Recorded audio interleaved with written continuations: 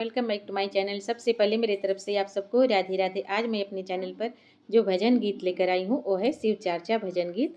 बहुत ही अच्छा, बहुत ही प्यारा भोजपुरी में। आप लोग लास्ट तक देखिएगा, बहुत ही अच्छा लगता है। अच्छा लगेगा तो लाइक शेयर सब्सक्राइब जरूर कर दीजिएगा, और अगर नए होंगे तो बेल आइकन को प्रेस कर दीजिएगा ताकि मेरे नए नए वीडियो का भजन का आप लोग के पास नोटिफिकेशन जल्दी चला जाए। देखिए गौरा माँ शिव गुरु से क्या कहती हैं, बहुत रो रो के कहती हैं। गौरा काटे चलली भंगिया, कटाइल अंगूरी। त गौरा काटे चलली भंगिया, कटाइल अंगूरी। कटाइल अंगूरी हो, कटाइल अंगूरी।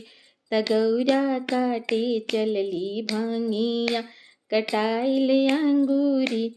पापा घरवा रोहनी, पापा के रहनी दुलरी। पापा घरवा रोहनी, मम्मी के रहनी दुलरी। पापा घरवा रोहनी, पापा के रहनी दुलरी।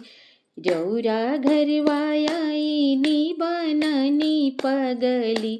ई भोले गौरा घरवा आईनी, बननी पगली। त गौरा काटे चलली भंगिया, कटाइल अंगूरी। त गौरा काटे चलली भंगिया, कटाइल अंगूरी।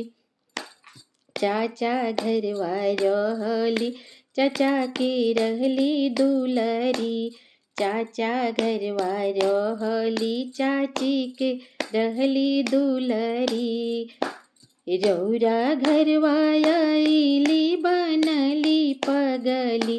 रौरा घरवा आईली, बनली पगली।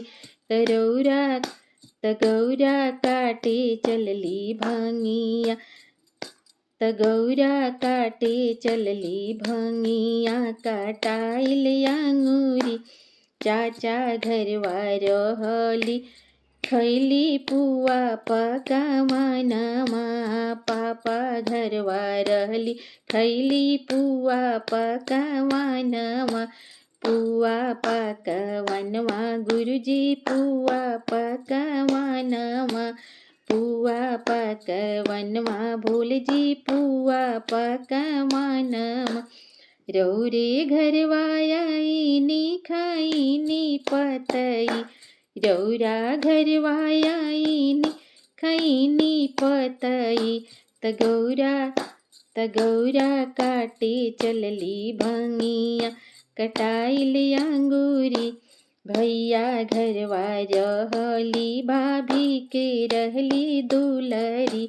भैया घरवा रहली, भैया के रहली दुलरी। भैया के दुलरी हो, भाभी के दुलरी। भैया घरवा रहली, पेन्हली लहंगा पटोरवा। भैया घरवा रहली, पेन्हनी लहंगा चुनरिया।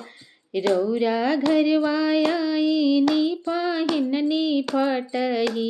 रौरा घरवा आईनी, पहिननी छालावा।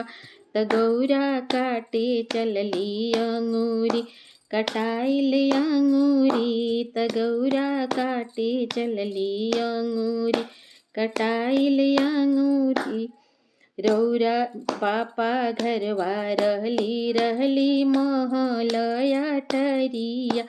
रौरा घरवा रहली मड़ई। रौरा घरवा आईनी, रहनी मड़ई। त गौरा काटे चलली भंगिया, कटाइल अंगूरी।